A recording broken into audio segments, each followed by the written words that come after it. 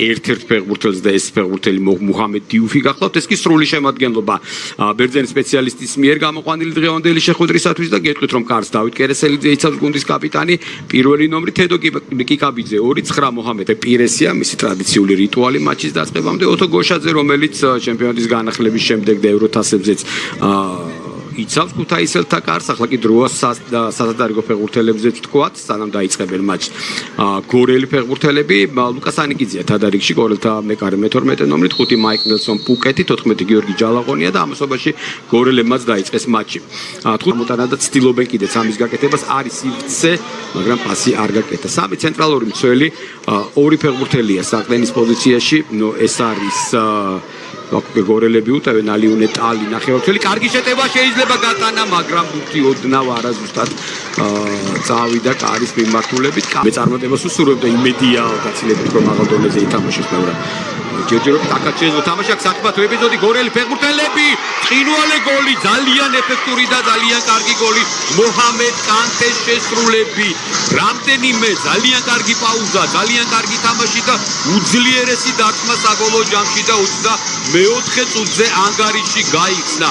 მუჰამედ კანტე გატანილი გოლის ავტორი, ეს მისი მესამე გოლია მიმდინარე ეროვნულ ლიგაში. 22 წლის ფეხბურთელმა არის პირდაპირ თქვა ძალიან კარგად ითამაშა ამ ეპიზოდში და აუცილებლად უნდა ვნახოთ განმეორებით სხვადასხვა რაკურსით ეს ეპიზოდი. არანაირი თამაშგარი მდგომარეობა, აქ პოზიციურად შეცდენ მცველები, ხედავთ კანტეს მოძრაობას, ერთი ძალიან კარგი სრულმოძრაობა, მეორე კიდე უფრო კარგი მიუახლოვდა შულაიას და ისე რომ ახლოსაც არ მივიდა უძლიერესი დარტყმით. ორივე ცენტრალურ მცველს ძალიან ადვილად აუარა და ყოჩახ მუჰამედ კანტე მესამე გოლი მისი მიმდინარე სეზონში. კიდევ ერთხელ გავიმეოროთ.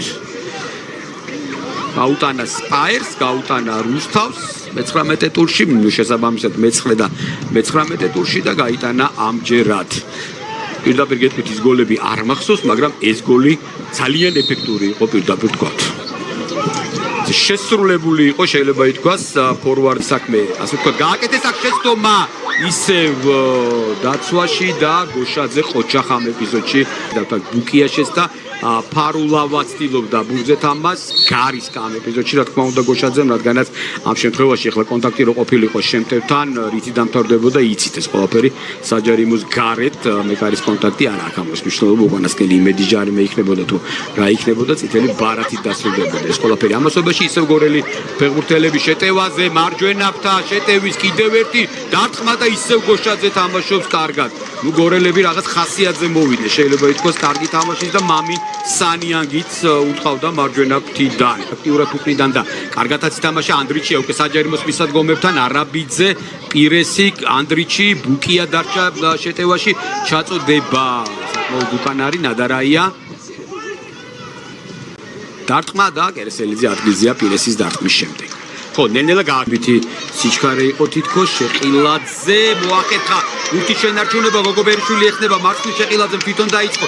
ეხლა გააკეთა გადაცემა შეიძლება გატანა და ეს არის 2-0 77 წუთის შეცვლაზე შემოსულმა ფეხბურთელებმა ძალიან კარგად გაითამაშეს ბურთი ყოჩახ ამ ეპიზოდში შოთა შეყილაძეს და ყოჩახ ბადრი გოგობერიშვილს, რომელთაც შექმნეს ეს გოლი და ანგარიში ხდება 2-0. ბადრი გოგობერიშვილისთვის ეს იყო პირველი გოლი გორის დილოს შემადგენლობაში და პირველი გოლი ეროვნულ ლიგაში, რადგანაც მას გასულ სეზონში გარეჯის შემადგენლობაში გოლი არ ჰქონდა გატანილი და ეხლა გამოიჩინა თავი 23 წლის ნახევარმცველმა.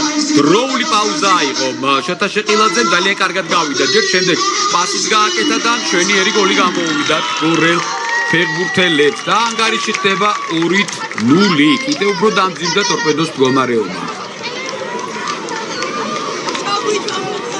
შეყილაძე მოიგო იქ ორთა ბრძოლა და სწორედ აი ამან გადაწყვიტა ძალიან ბევრი რამ ამ ეპიზოდში. ყოჩახ კიდევ ერთხელ გავიმეოროთ 77 წუთია და ბადრი გოგობერიშვილმა ურამდე გაზარდა გორელთა უპირისპირდება. ისედაც ვიდა რაც სასიამოვნო ნამდვილად არ არის. ხა შორიდან შემხედვარეთ ნეიტრალური გომაგისათვის ფანკლუბის გარეშე დარჩენილი გუნდი, მე არ მომწონს ყოველ შემთხვევაში ეს სიტუაცია და რაღაცა დაკარგულია პატივისცემა და ეს ურთიერთობა გულშემატკივარსა და კლუბ შორის და ასეთ შემთხვევაში წარმატების მიღწევა ცოტა ძნელია. პირდაპირ თქვათ, ბევრი აკრიტიკებს თავარი მწვრთნელი, ბევრი აკრიტიკებს ფეხბურთელები. თავის მხრივ აქ დახიფათო დარტყმა და ძალიან ლამაზი გოლი. ძალიან ლამაზი გოლი კომნენ ანდრიჩი, გატანილი გოლის ავტორი. მაინც მობილიზება, ეხლა მისთვის შეიძლება ეს ძალიან მნიშვნელოვანი დარტყმა იყოს, გამორბენი დარტყმა და მცირე მანძილით. ხდება, ვერ დაარტყა ისე როგორც საჭირო იყო გიორგი წესი დარიგით. ამასობაში დრო არის ჯერ კიდევ 2 წუთი დაახლოებით არაბიძე მარჯვენა ფრთიდან კარგი გადაცემა. ამჯერად უკვე ვერ მიწვა ბურთს ანდრიჩი, გრძელდება ქუთაისელთა იერიში, ისევ არაბიძე მიიღო მარჯვენა ფრთაზე სრულ მოძრაობა, ჩააწოდა საჯარიმოში, ოლატუნჯი თამაშობს თავით.